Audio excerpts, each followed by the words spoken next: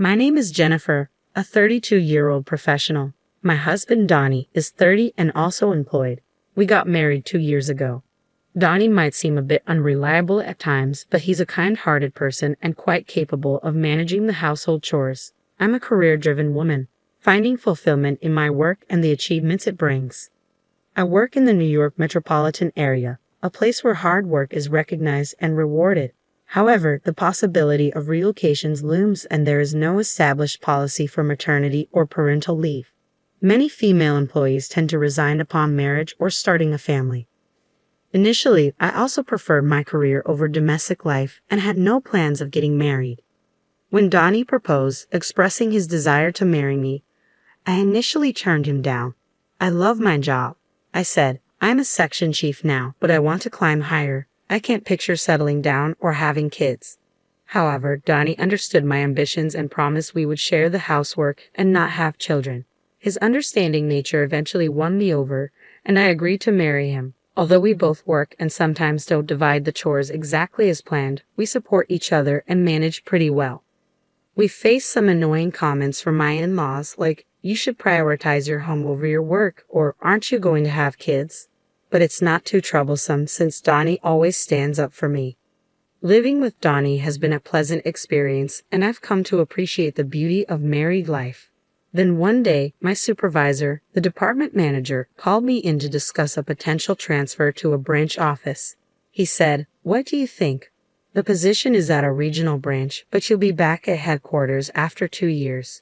You'll be a section chief at the new location, and if you keep up the good work, a promotion is guaranteed upon your return. You could even become the first female department head. Not a bad offer, right?" Accepting or rejecting this transfer would significantly impact my career.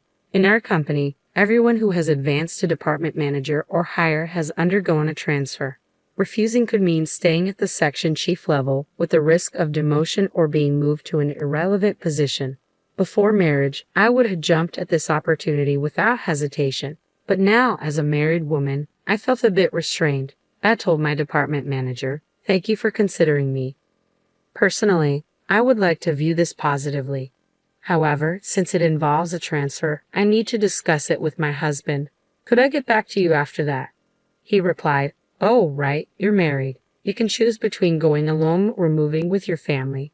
Discuss it thoroughly. I'll be expecting a positive answer." When I got home, I talked to Donnie about it. "I've been offered a transfer," I explained. "I might have to go to the countryside, but if I work hard for 2 years, I can return here. If I continue to perform well, I can get promoted. I want to accept this offer if you're okay with it, Donnie. We can either move together, or I can go alone. What do you think?" Donnie seemed surprised at first, but after some thought, he said, "Your dream can come true if you accept this transfer, right, Jennifer? I can't move with you because of my job here, but don't worry about me. Go for it." With Donnie's encouragement, I informed the company that I would be moving alone for the transfer and began negotiating the terms and conditions. The company agreed to cover my relocation expenses. Additionally, they offered to treat my commute days home from the remote location as on-duty time and provided a decent benefits package. These factors convinced me to accept the transfer to the branch office.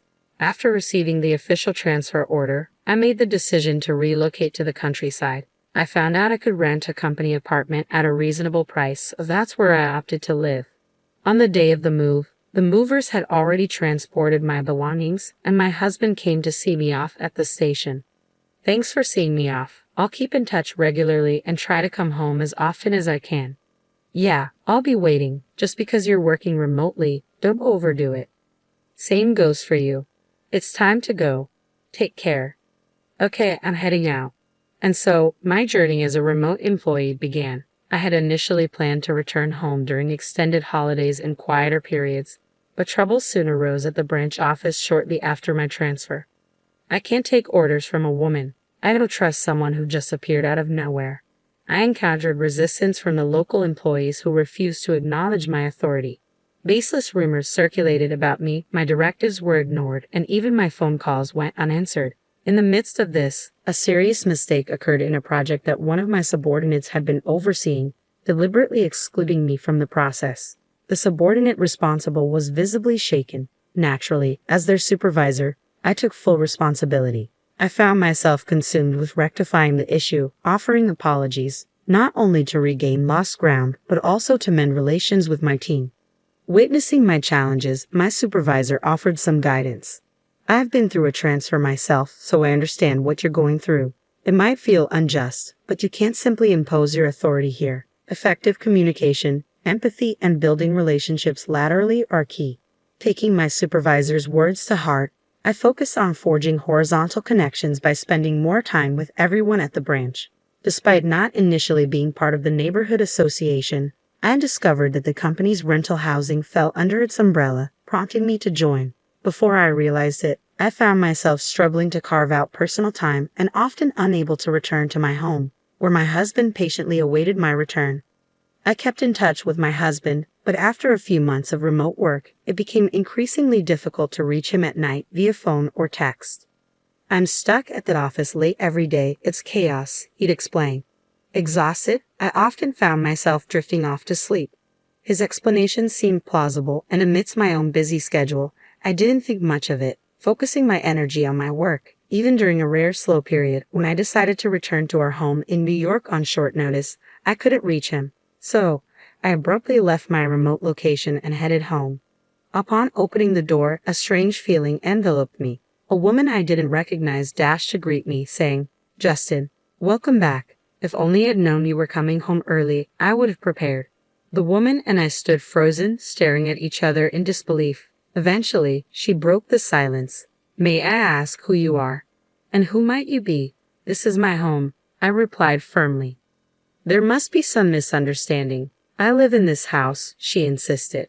After a feeble exchange of arguments, we decided to step outside to verify the house number. To my astonishment, the nameplate displayed the custom one I had ordered.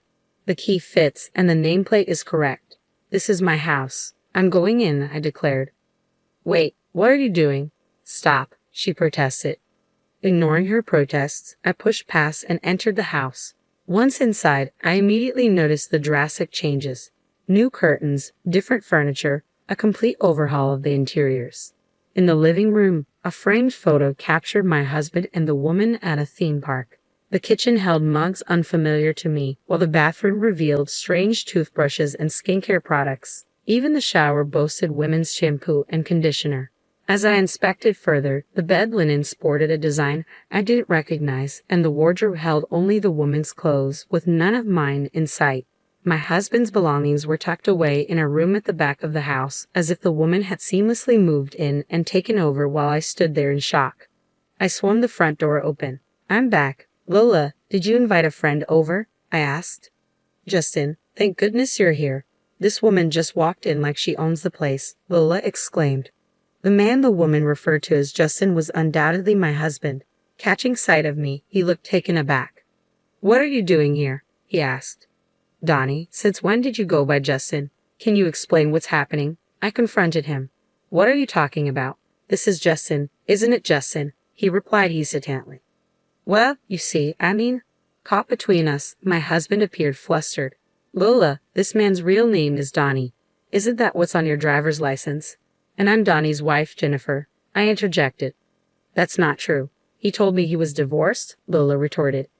"Donnie, you need to explain everything clearly," I demanded. "Jennifer, you were hardly ever home, and I felt lonely. So I thought I'd give a dating app a try and met Lola," Donnie confessed. "I see. So Justin is your alias on the dating app?" I inquired. "No, it's not like that. I was worried about using my real name, so I used a fake one. But I kept my last name," Donnie explained. "And why lie about being divorced?" In Lola's dating app profile, she mentioned, "I've only ever attended all-girls schools and have never dated a man before. Looking for someone who's willing to be serious about a relationship with the goal of marriage." It really struck a chord with me, so I fibbed about being divorced to win Lola over, and we ended up moving in together. "Why on earth would you do that?" I exclaimed in disbelief. At that moment, my husband launched into a defense of his actions.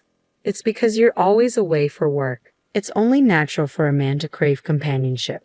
We've been leading separate lives due to your demanding job and the overtime and weekend shifts. I just wanted a cozy home where my wife would be waiting for me with dinner ready," he explained defiantly. I was stunned by his confession, realizing that my perception of his supportiveness towards my career might have been misguided. But that doesn't excuse what you did. Your actions were despicable. If you wanted to be with someone else, you should have had the decency to end our marriage first. Why didn't you do the right thing? I demanded. I cared for both of you. I never intended to leave either of you, my husband defended himself. After everything you've done, it was inevitable that I would find out when I returned. It's beyond belief that you thought you could deceive me. I shot back. Well, if you had kept your promise and returned home, none of this would have happened. Your absence pushed me to seek companionship elsewhere, he argued. What nonsense. I've explained to you how demanding my work has been, I retorted. Our argument escalated into a heated exchange, with the woman my husband had been involved with standing there, visibly shaken. She realized she had been deceived by a married man and dragged into his deceitful game. So it was all a lie? You've made a fool of me. I'm leaving right now, she declared, storming out.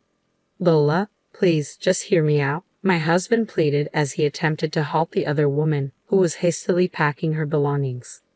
Don't you dare touch me with those deceitful hands of yours. I can't trust a single word that comes out of your mouth, she spat back, her voice laced with anger and betrayal. With a final curse directed at my husband, the other woman stormed out, heading for her parents' home. Fuming with anger and a desire for retribution, I resolved to punish my husband for his infidelity. Gathering evidence meticulously, I amassed a collection of proof to take back with me. Upon returning to my work assignment, I wasted no time in hiring a detective to uncover details about my husband's mistress. The investigation unearthed that she was the daughter of an executive at a company closely associated with my husband's business partner. Armed with this information, I instructed my lawyer to dispatch evidence of the affair to both my husband's residence and the other woman's parents. Upon receiving the incriminating documents, my husband vehemently protested, expressing his reluctance for a divorce. Unmoved by his pleas, I braced myself for a protracted legal battle, even considering the possibility of taking the matter to court. Unexpectedly, the other woman's family reached out to my lawyer, prompting us to arrange a meeting at their office. To my surprise, the other woman and her parents showed up, offering their sincerest apologies. We are deeply sorry. Our daughter's actions have caused you immense trouble, and we take full responsibility for that. She has always been sheltered and quite naive about the world. Despite our efforts to arrange a marriage for her with someone we deemed suitable, she longed for a more liberated love. She met your husband without our knowledge and, unfortunately, got carried away without truly understanding who he was. She mentioned meeting a divorced man on a dating app and expressed a desire to move in with him. Despite our pleas for her to cease contact with him, she refused to listen. She became so entangled in her fantasies that she ran away from home to be with him. Upon realizing she was the other woman, she was devastated and has since sought therapy. We are prepared to offer you a settlement of $50,000, and we kindly request that you keep this matter confidential. With solemn expressions, the other woman and her parents extended their hands, shaking mine firmly. I appreciate your apology. However, I'll accept it under one condition. I'm in the process of pursuing a divorce, but my husband is unwilling to agree. If you're willing to cooperate by providing testimony if this escalates to a trial, then I'll agree to the settlement, I stated firmly. We agree to cooperate, but we're concerned about our daughter's future. We prefer to avoid any permanent legal repercussions, they responded. Fortunately or unfortunately, my husband's workplace is a client of yours, I revealed. In an unexpected turn of events, the woman my husband had been unfaithful with and I formed an unlikely alliance. Together, we plotted to teach him a lesson. His workplace would soon face a crisis due to his altercation with an executive at one of their client companies. Naturally, all blame would fall squarely on my husband. Meanwhile, back at home, his parents remained oblivious to the turmoil, attempting to reach out to him as they always did. Jennifer isn't answering our calls, and she won't return them either. Is she so wrapped up in work that she's forgotten about us? When is she planning to come back? We miss seeing our grandchild, his mother lamented. Mom, you don't understand. I cheated on Jennifer while she was away on assignment, and now it seems like we're headed for a divorce, my husband confessed. His mother's response was surprising. That woman who neglects Donnie to focus on her job is to blame. Perhaps it's best if you break up with Jennifer and reconcile with the woman you had the affair with, she suggested. It became apparent that my in-laws had chosen to align themselves with the other woman's family, possibly because they perceived them as wealthier than ours. They launched a series of attacks against me, bombarding me with calls that I eventually had to block. Undeterred, they began calling me at work. When I refused to engage with them, they took matters a step further by showing up at my workplace, causing a commotion and creating a scene. "Release our son. It's your fault for being such a career-focused woman that our son strayed. He'd be happier with his lover, so stop interfering," his parents demanded. In response, I exclaimed, "What are you talking about? I'm the one seeking a divorce from Donnie. He's the one resisting, and besides, the woman he cheated with has no interest in reconciling with him. He deceived the daughter of a business executive into a relationship, and they're rightfully upset. This is going to cause a lot of trouble." Upon realizing that their son had injured a significant client, my in-laws swiftly changed their tune and attempted to reconcile with me. "Oh dear, we had no idea it had escalated to this point. We must have misunderstood. We apologize. Our son has acted foolishly, but he's regretful. You'll forgive him, won't you, Jennifer?" they pleaded. "I must decline. You've just criticized me, and now you expect me to forgive you. Please leave," I asserted firmly. Refusing to budge, they persisted, prompting me to have them escorted out by security. Their disruptive behavior led my company to take legal action against them for obstructing business. Following these events, I finally received the compensation owed to me by my husband and proceeded with the divorce. Additionally, the other woman's family sought compensation for the breach of her chastity and the costs of her psychiatric treatment, with the repercussions of his actions tarnishing his reputation at work and the financial strain of hefty compensations. My husband found himself overwhelmed with debt.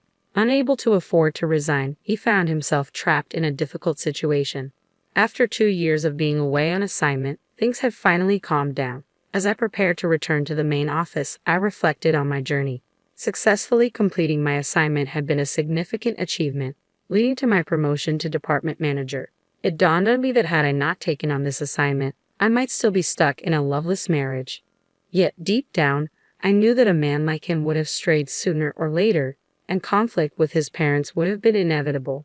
Through this experience, I've come to understand that I'm better suited for the demands of work rather than the complexities of family life. Now, I find myself immensely fulfilled and content,